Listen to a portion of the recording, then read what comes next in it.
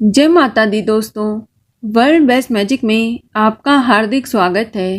कैसे हैं आप सब, ये बताने के लिए कमेंट बॉक्स में जय माता दी जरूर लिखें।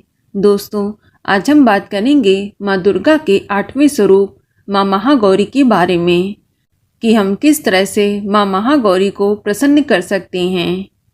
इनकी संपूर्ण पूजा विधि, रंग, भोग, फूल और मंत्र क्या है।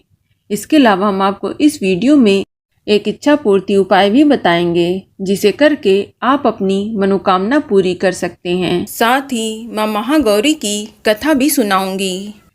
दोस्तों, नवरात्र के 8वें दिन माँ महागौरी की पूजा अर्चना की जाती है।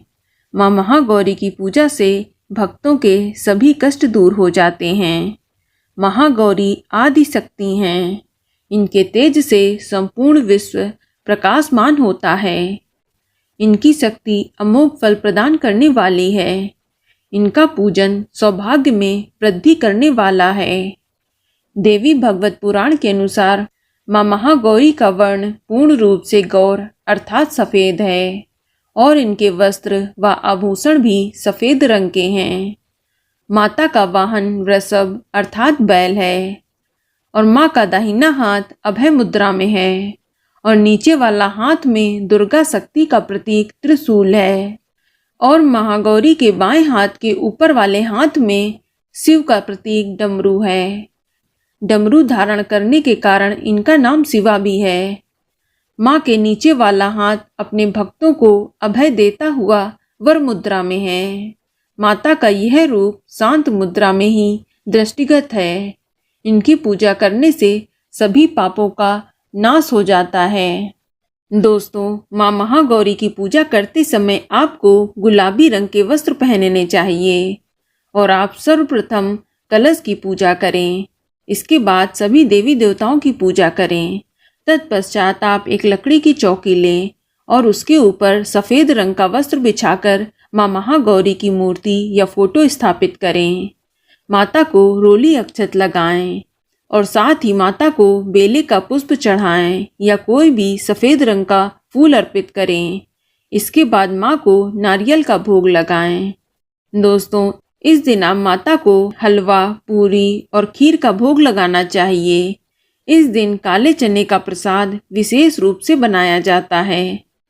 इसके बाद आप धूप दीप जलाएं। तत्पश्चात आप माँ महागौरी की कथा सुने और इसके बाद आप माँ महागौरी के मंत्र ओम ऐं ह्रीं क्लीं महागौर्ये नमः का जाप कम से कम 108 बार करें। या इसके अलावा आप माँ महागौरी के मंत्र या देवी सर्वभूतेषु माँ महागौरी रूपेण संस्थिता नमस्तस्यै नमस्तस्यै नमस्तस्यै नमो नमः का जाप करें और हवन की अग्नि जलाकर धूप, कपूर, घी, गुग्गल और हवन सामग्री की आहुति दें। सिंदूर में एक जायफल को लपेटकर आहुति में देने का भी विधान है। फिर माँ की आरती करके आप विधिवत पूजा को संपन्न करें। पूजन के बाद आप कुंवारी कन्याओं को भोजन कराएं और उनकी भी पूजा करें। इससे माँ बेहद प्रसन्न होती हैं। कन्या पूजन करने से धन, वैभव और सुख शांति की प्राप्ति होती है। दोस्तों, माँ महागौरी के पूजन से अनेक लाभ होते हैं। जो लोग माँ महागौरी का पूजन करते हैं, उनके असंभव कार्य भी सफल होने लगते हैं। जो महिलाएं शादीशुदा हैं, अगर वो माँ गौरी को चुनरी अर्पित करती हैं, तो उनके सुहाग की रक्षा होती है। माँ की उपासना करने से फल शीघ्र मिलता है। माँ का पूजन करने से अक्षय, सुख और समृद्धि की प्राप्ति होती है। चलिए अब हम सुनते हैं माँ महागौरी की कथा, जो इस प्रकार है। दोस्तों, देवी भगवत पुराण के अनुसार देवी पार्वती जी का जन्म राजा हिमालय के घर में हुआ था। देवी पार्वती को मात्र 8 वर्ष की उम्र में अपने पूर्व जन्म की घटनाओं का आभास हो गया और तब से ही उन्होंने भगवान शिव को पति के रूप में पाने के लिए तपस्या करना शुरू कर दी।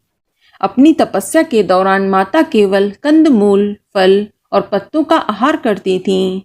बाद में माता ने केवल वायु पीकर तप करना आरंभ कर दिया, जिसके कारण इनका पूरा शरीर काला पड़ गया। देवी की तपस्या से प्रसन्न होकर भगवान ने इन्हें स्वीकार किया तब शिव जी ने इनके शरीर को गंगा जल से धोया, जिससे देवी अत्यंत कांतिमान गौर वर्ण की हो जाती हैं तथा तभी से इनका नाम गौरी पड़ा। महागौरी रूप में देवी करुणामयी, शांत और मृदुल दिखती हैं। महागौरी जी से संबंधित एक अन्य कथा भी प्रचलित है। इसके अनुसार एक सिंह काफी भूखा था। वह भोजन की तलाश में वहां पहुंचा जहां देवी उमा तपस्या कर रही थीं।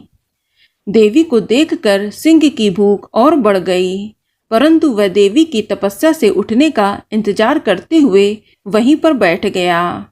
इस इंतजार में वह काफी कमजोर हो गया। देवी जब तब से उठी तो सिंह की दशा देखकर उन्हें उस पर बहुत ही दया आई और मां ने उसे अपना वाहन बना लिया, क्योंकि इस प्रकार से उसने भी तपस्या की थी। इसीलिए देवी गौरी का वाहन बैल और सिंह दोनों ही हैं।